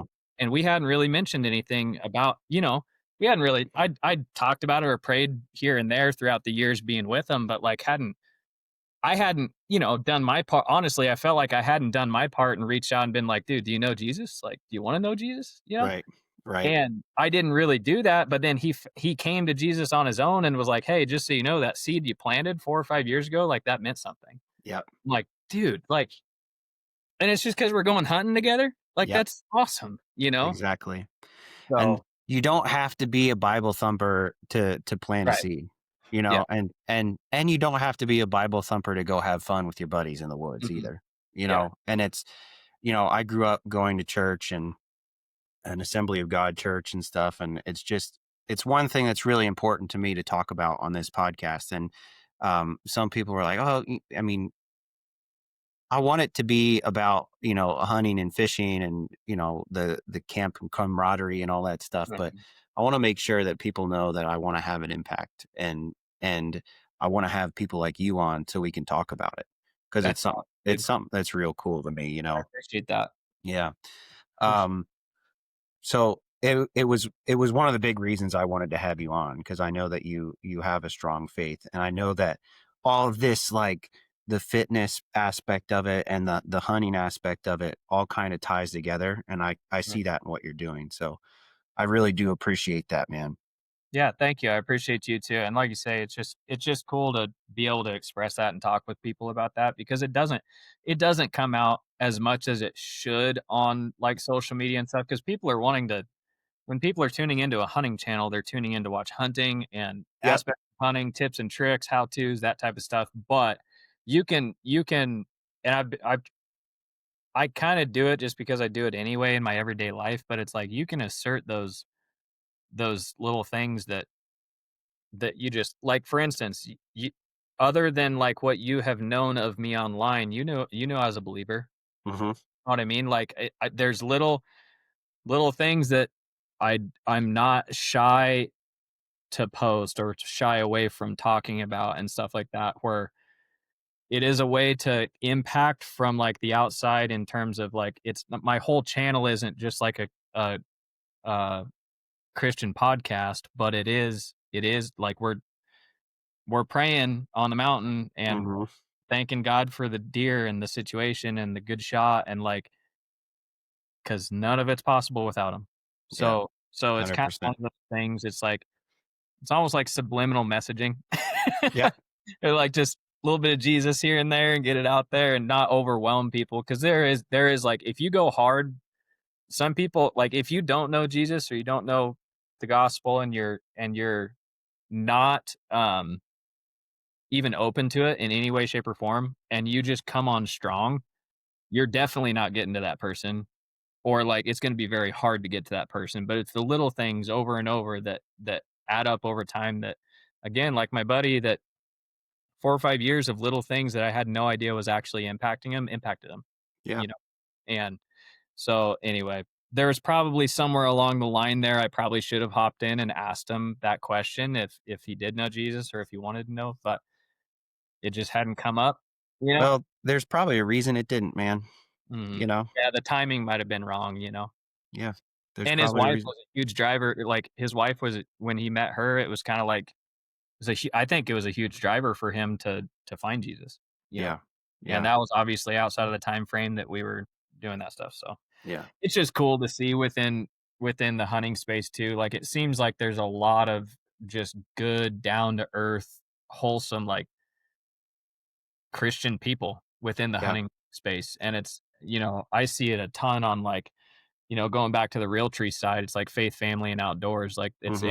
implemented into their brand, Right. and Elevate Tree Stands, same thing, implemented into their brand, a Those ton of branding, they're good guys, yeah. awesome people, and Yeah, it's like, you look at companies like that who aren't shy to share their faith, and that's what it's about, man. It's just cool to have that across the industry and work with people in the industry who also share that same value because, um, if you don't have God in your life, money and greed becomes like very apparent.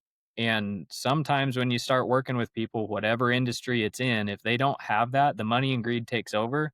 It's yep, no longer about personal relationships. It's about, how much whatever you can turn for me. And it's just like kind of one of those, I kind of steer away from some of the companies like that because it is hard to deal with people who they're solely driven by financial gain, for sure, for So sure.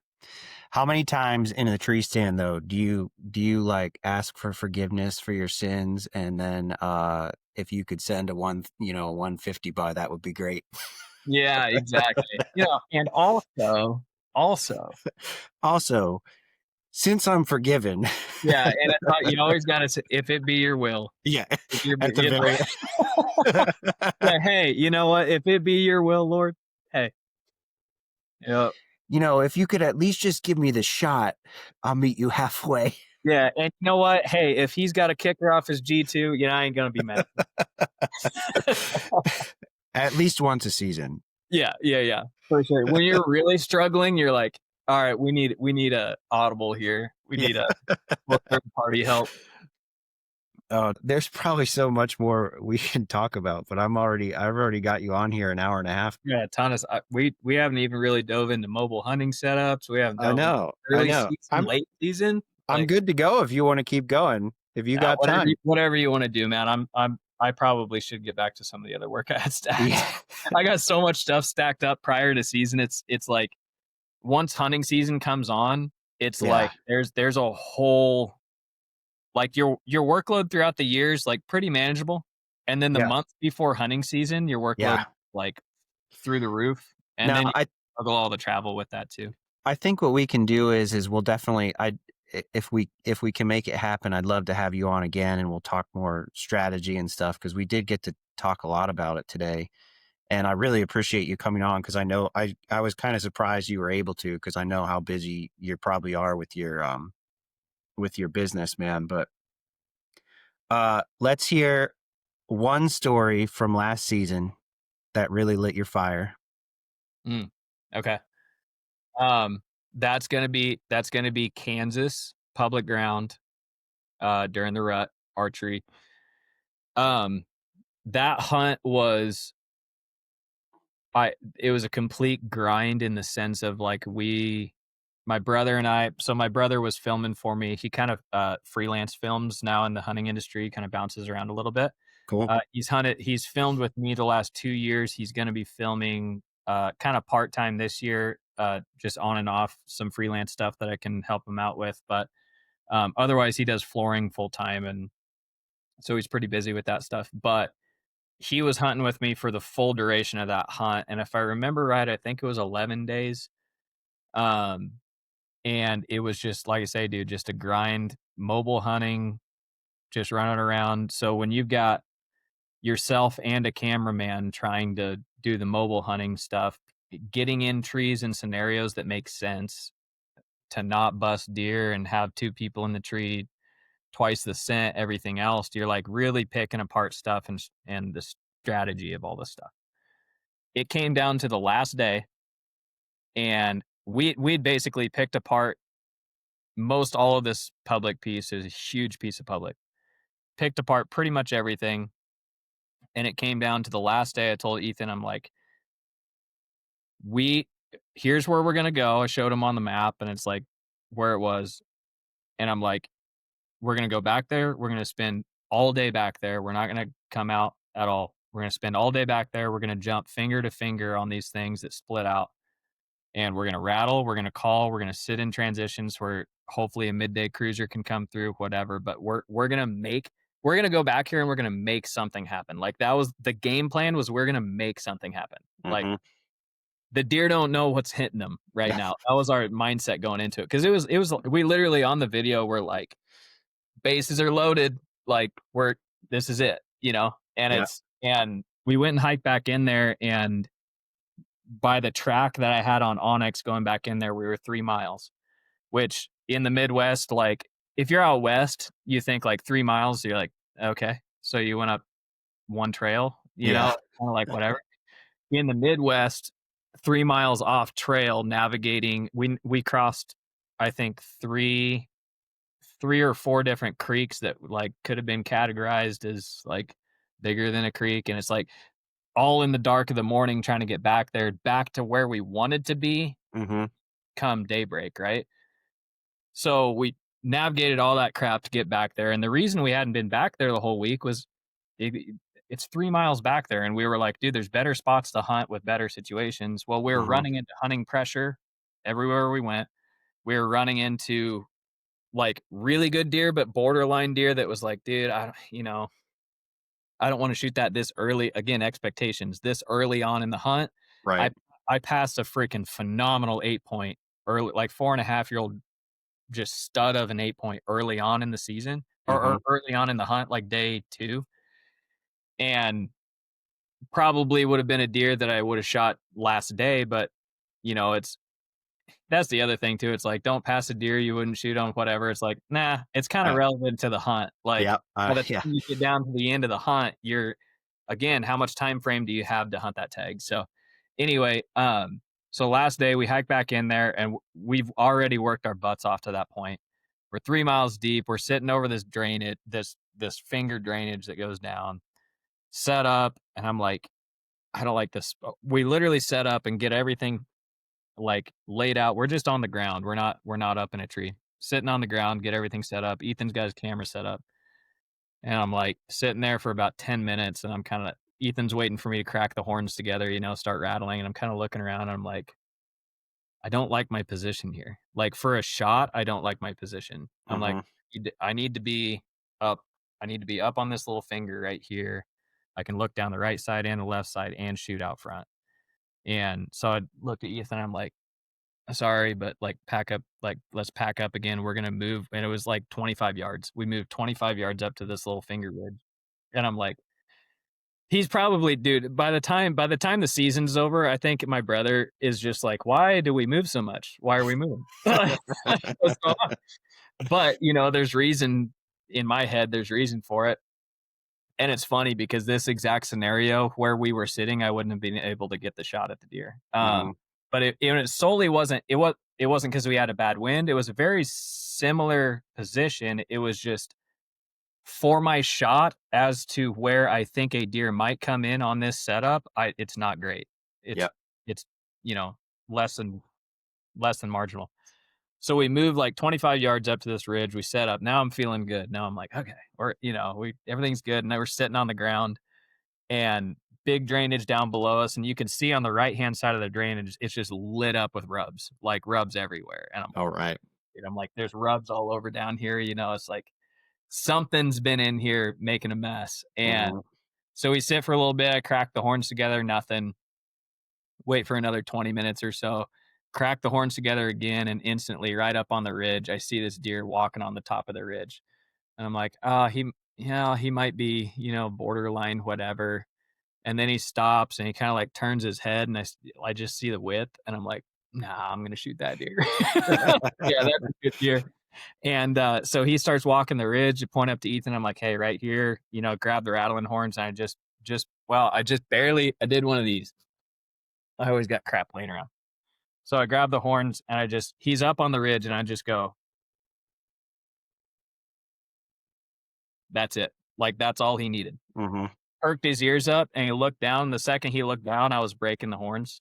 And he's Mhm. like, what was that? Like, you don't want to give him any more past that. Like, Yeah. we'll give him a pinpoint, just let him know down in this drainage there's something going on. Yep. And he's like looking, he can't see anything, kind of licks his lips, and he starts walking down, right down to where I was like, if they're going to come through here, it's probably going to be out of this one bull. Walks down, and because he's scent checking, he's trying to come down on that downwind side. Yep. And again, where I was positioned, I'm like, if they come in, this is kind of marginal, 25-yard move, and it was perfect. Yep. And he comes down and he loops down that bull, kind of scent checks the thing, doesn't see anything, looking around, still doesn't see anything. So he goes, in his head, he goes, I need to get high to see down into this thicket. Right. See what am I looking at? Well, for him to get high, he has to come up the ridge I'm sitting on, like to get above what he needs to look at. Yep. And so he starts walking down that drainage, and he starts walking up the ridge to me. And dude, he's like 10 yards, like 12 yards on the ground, face to face. I was just going to frontal, like, heart shoot him. Yep. I'm like, I go to draw my bow, and my bow gets to right here. And like, I can't pull it anymore. I'm like, dude, I know I'm not freaking out this bad. Like, I'm like looking around, I look down, and my stabilizer. So if you see like the back bar on the bow, my stabilizer through that 3-mile hike on the way in, my stabilizer had pushed all the way in to where it was in. Oh. So when I drew this bow back, my string was hitting the back, the weight on my rear bar. Yeah. At like half draw, it couldn't draw anymore. It was hitting that weight. And this deer's like 10, 12 yards in front of me. And I'm like, oh my gosh, like, I can't do anything right now. So I kind of just let down, and I'm just like looking at him, and it's kind of taller grass where we're sitting. As I'm looking at him, I'm holding my bow, and I reach down, I grab my stabilizer, and I just like wrenched out on my stabilizer, got it to move out. Just my fault. I hadn't tightened down. Like, it was just a Yeah. loose bracket. And I reach down and I grab my stabilizer and pull it out, clearance the string, look down. I'm like, okay, look up. He's still standing there. He's like not even on to what's going on. I start kind of moving to get back into drawing, and then he catches on to me, and he kind of looks and he bops and he blows and he jumps down like, I don't know, 20 yards. I'm Mhm. like, okay, get my bow pulled back, and I'm holding on him, and he blows again, jumps out like another 20 yards. And I'm like, now I'm like gap shoot. I've got 20, 30, 40. Don't know what he's at, but I'm like in my head all at once. I just guess I'm like 47, and I put it right, my 40-yard pin right on like right where his backstrap would start. Pulling, shoot, and just absolutely smoke this deer. And he runs up on the edge of the ridge. L drives, tips over, and my brother Ethan and I, mind you, last day we just hiked all the way in there. We were planning Yeah. on spending all day. First like sit of the morning over the first drainage off the second rattle and kill this deer. Ethan and I explode. We like basically tackle each other. We're just freaking out. We're just like, what just happened? Just all of it came together all at once. And it was just like the coolest moment in the deer woods, regardless. Dude, that could have been a spike, and we'd Yeah. have been that stoked. Like, Yeah. we were literally, we were so caught up with the amount of work that we put into that hunt throughout that 11-day period that it was like, "Oh my gosh, it actually," like, we had to go home today. Like, after we hiked out, we were done. Yeah. And I think it was just so cool to, like, there's something like the Western hunting stuff, I've packed out a bunch of, whether it's my kills or my buddy's kills, but, like, quartering up and packing them out. There is something about quartering up and packing out a whitetail that is, like, the coolest thing ever. It's my favorite part, dude. Dude, it's incredible. Like, when you're cutting up a whitetail, putting them in quarters, putting them in the bags, like, positioning the head, you got the Yeah. cape and everything, and you're like, I killed this thing far enough to where we can't drag, there's no way we're dragging this out of here. We Yeah. can get a cart back in here. Like, Yeah. you can't cross the streams that we crossed with a cart. It was just so all of that boiling down into one, like, that hunt was so memorable, and I had, dude, I like, for a while after that, I would just go back to my YouTube channel and, like, rewatch that hunt over, and I still do. Like, over and over, I've rewatched my own hunt, like, because it's like, to me, that's what I started making videos for, was, like, to show my friends and family, like, Yep. "Okay, this is what I'm doing," you know?